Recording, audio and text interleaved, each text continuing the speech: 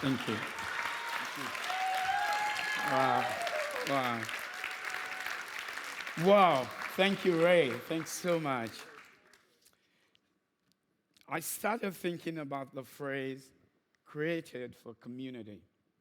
What does it mean for us to be connected as part of God's own very purpose? My earliest understanding of the power of community comes from the example set by my family from our village in Sierra Leone. We were immersed in our village community. Our family was Christian.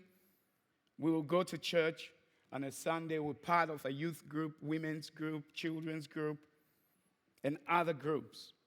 Our communal power at that time came from the way our lives were immersed in one another. Members of the community looked after and cared for each other and celebrated festivities, rituals, marriage ceremony, naming ceremony, and many other events and activities together. Relationships were close. We value nature, and we were intrinsically connected to the environment in our day-to-day lives. There was loyalty. We were happy together, and we mourned together. We cried together. As the African proverbs go, it takes a village to raise a child. As a child, everyone watches out for you, provide leadership, mentoring. Traditions and stories are passed down to the next generation. Mentorship and spiritual leadership are developed. I also learned from our village community about the challenges that can arise in the types of highly connected community, which means everyone knows everyone. There can be no secrets and little confidentiality. Words can spread easily and quickly. Words spread easily. Leadership structures can be challenged or seen as not benefit everyone. My dad was a chief. My mom led with him in settling dispute. And sometimes in doing that, they will get caught up in the middle. There are always people who feel that they themselves could lead better. So I learned that building community involves challenges in bringing together different perspectives and striving for the common good.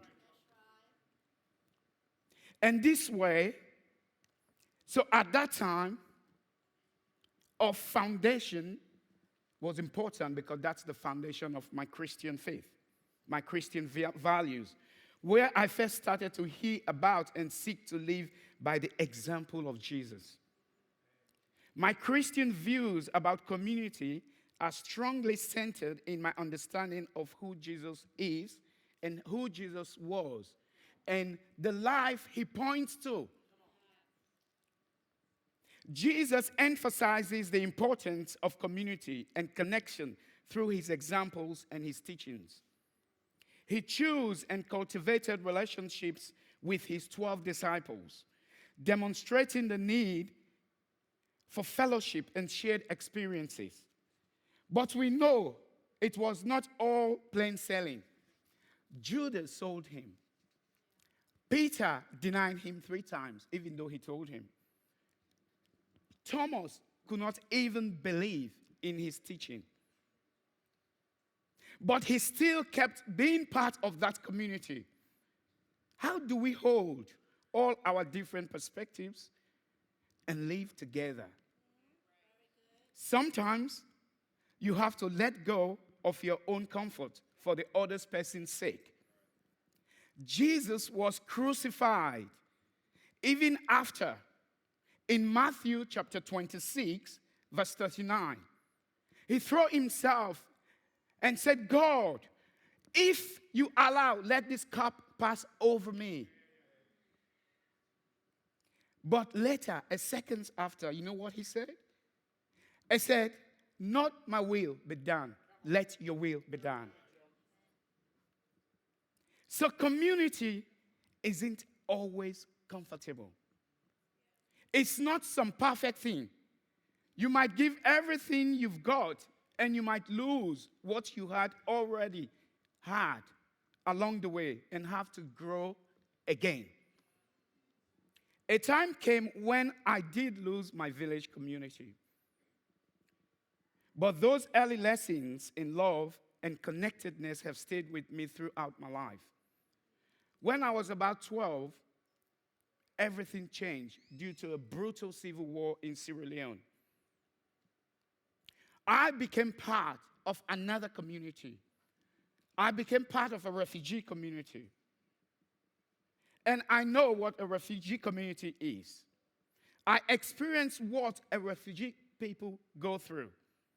There were uncertainty, an often sense of being in limbo, with no hope anywhere. I learned that this level of need and uncertainty can breed suspicion. People started to question the honesty of the leaders. Is it 3 cups of rice? Is it 3 cups of beans, a liter of oil that we are meant to have for the whole month? I learned that if you take away basic food, shelter, and safety, if you take away people's dignity and their ability to live and survive, it can divide community. So trust is diminished. A rigid divide can arise around a sense of good versus bad, and the community is vulnerable to being turned against itself. And yet, in the painful situation of a refugee community, there was positive power of community that arose against the odds of all the challenges that we face. Community leaders working with members of the UNHCR in the camp stepped up and worked on programs to help people live together. People from different backgrounds and from different countries, building trust and understanding. Opportunities were created to learn, grow, and share experiences among people who had previously been unaware of each other's existence. My own leadership activities involve forming a choir, organizing youth groups, organizing sport activities. There was joy, connectedness, and the renewal in these activities that brought us together and helped us to survive. And those were some of the powers of community building that I was going to need for the next stage of my life. And for the next stage of my work with God. For Mavis and I, my wife Mavis, the things that have shaped our walk with God and helped us to grow again and again, after many hardships, have been the things we've done together to achieve something that everyone feels they are part of.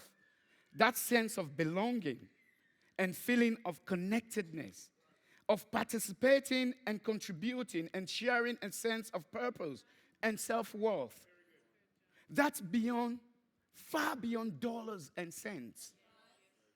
Mavis and I have worked locally to try to connect communities, helping new arrivals to settle here in Tasmania in a new culture, advocating for understanding and tolerance.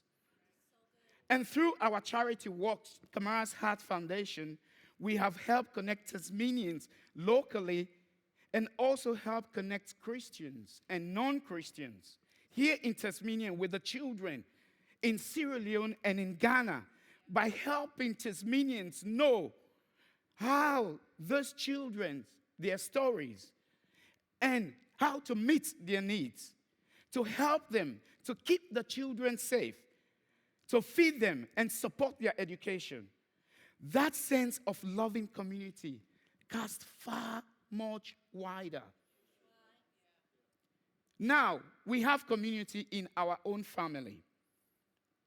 And we continue to nurture that, and we are not perfect. Yesterday, I got into trouble because I took my shoes in the living room. And you know what? Perhaps I'll do it again, and I will do it again, and I will do it again. Community is not perfect. We also have grown again and again to build community in the other groups that we belong.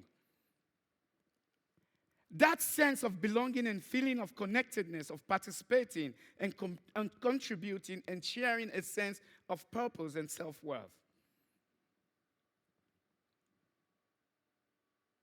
In the uncertain times we lived in, there are many forces that can fragment us, that makes it much challenging to build a community.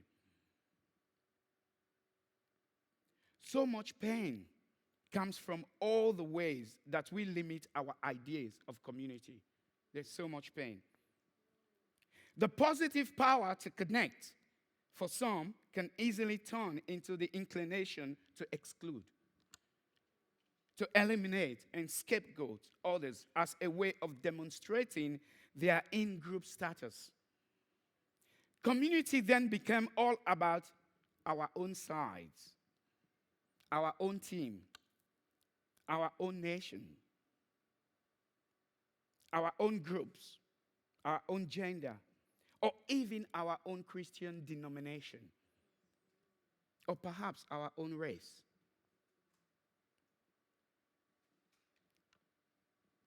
Isn't all life on earth connected?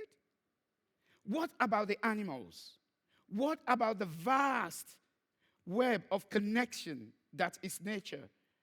My own work with God has very much involved the challenge of enlarging my sense of community while reflecting on ways of honor our unique gift, the responsibility that comes with those gifts, and the differences that God has bestowed on every one of us as part of creation.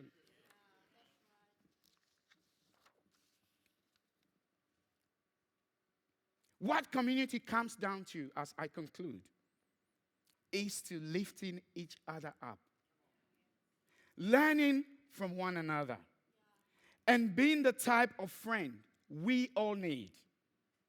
I believe we all need each another in some ways, and I think we actively need each other's differences. Being around people who are different from us or who are different stages in their faith journey creates the ideal situation for us to learn from one another. And that is so awesome because everyone has something to teach and something to learn. In fact, it creates the ideal environment to be a friend, like Barnabas. It creates the ideal environment to seek mentor or teach, like Paul, or teach, or learn, or mentor, like Timothy. Finally, what community is being respectful and inclusive, and valuing the skills and perspective that others brings. These allow for learning and growth. Regardless of those experiences I had at the beginning of my resettlement journey in this country, when I was told to go back, I choose to be part of the Australian community. And I began to volunteer and give back to the community. I continue to learn, and I'm grateful for that opportunity to be part of a church community. What an amazing opportunity to be part of this church community. Finally, if we look to each other's gift and take Jesus Christ as our teacher, we can work together in hope towards a better community, towards a better Australia. So let us all keep remembering, we were all created for community. Thank you very much.